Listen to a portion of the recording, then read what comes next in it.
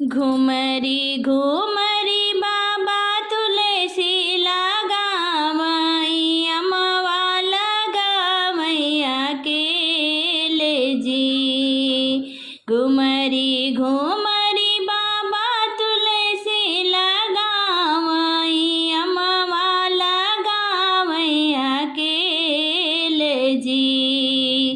जे कर तुलसी वही घर जई है, रही जई है अमवाया अकेले जी।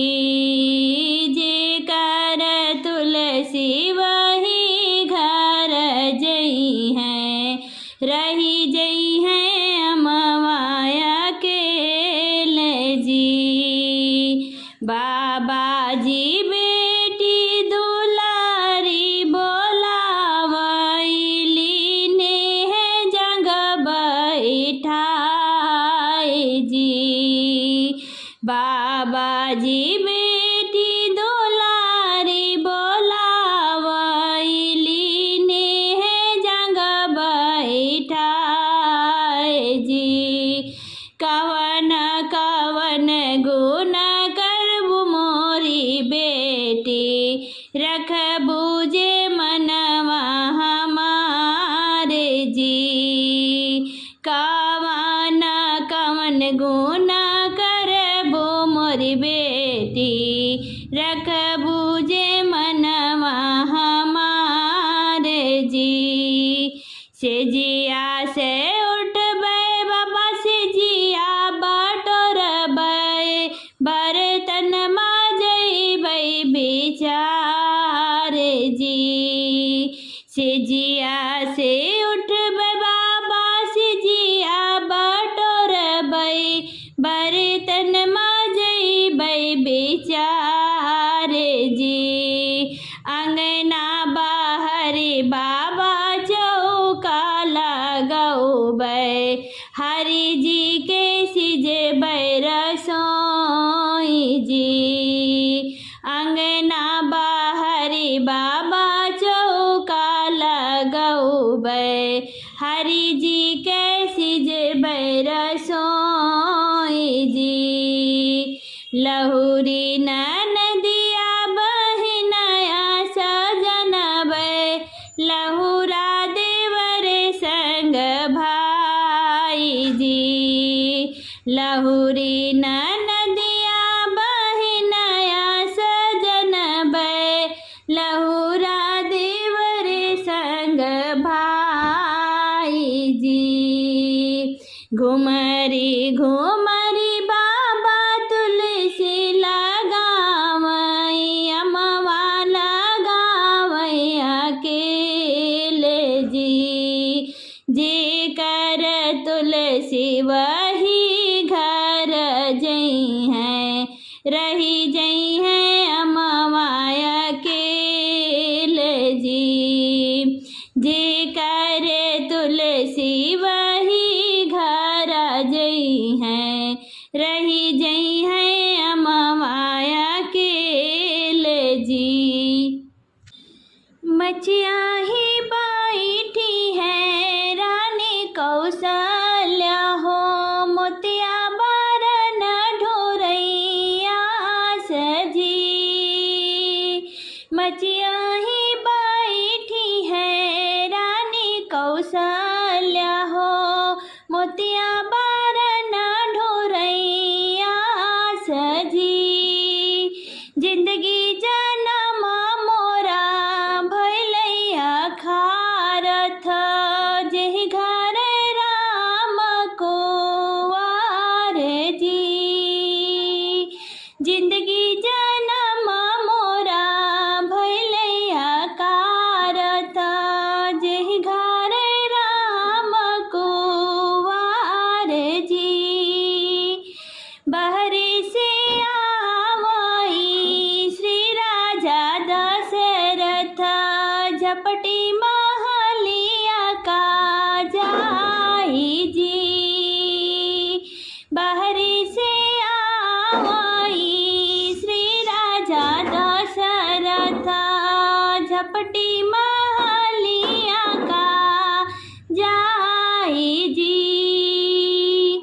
एक दिन झाँक्यो धना राम जन्म का, अब झाँक्यो राम विवाह जी। एक दिन झाँक्यो धना राम जन्म का, अब झाँक्यो राम विवाह जी। भीतरा से निकाले हैं राजा दशरथ, घोड़ पीठी भैले आशा वार जी। भीतरा से निकाले हैं राजा दशरथ, घोड़ पीठी भैले आसवार जी। जाई के पहुँचे राजा जनक दुआरिया, जहाँ पाटी सिया को मारी जी। जाई के पहुँचे राजा जनक दुआरिया, जहाँ बाटी सिया को मारी जी। बैठे का दी है जनक सोन के सिंहासन, पौआ पाखरे के परात जी। बैठे का दी है जनक सोन के सिंहासन, पौआ पाखरे के परात जी।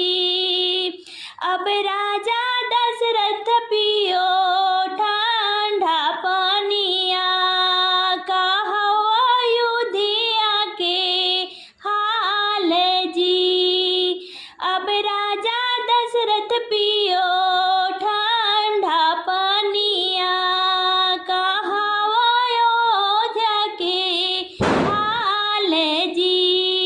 हमारी अयोध्या में प्रेम कुशल बा, कुशलाई जग संसार जी। हमारी अयोध्या में प्रेम कुशल बा, कुशलाई जग संसार जी।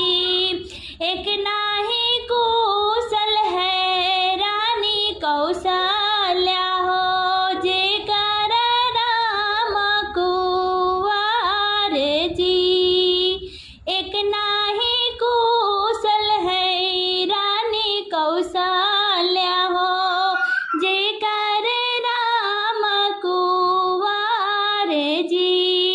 जायदा हो मोरे समधी भागो महुआ हो, जायदा हो मोरे समधी माघ फगुनवा, आवैदा जेठ बैसाख जी। जायदा हो मोरे समधी माघ फगुनवा, आवैदा जेठ बैसाख जी। मोर घरे हाई समधी सीता बेटियावा हो, रामा से रची बियाह जी। मोर घरे हाई समधी सीता बेटी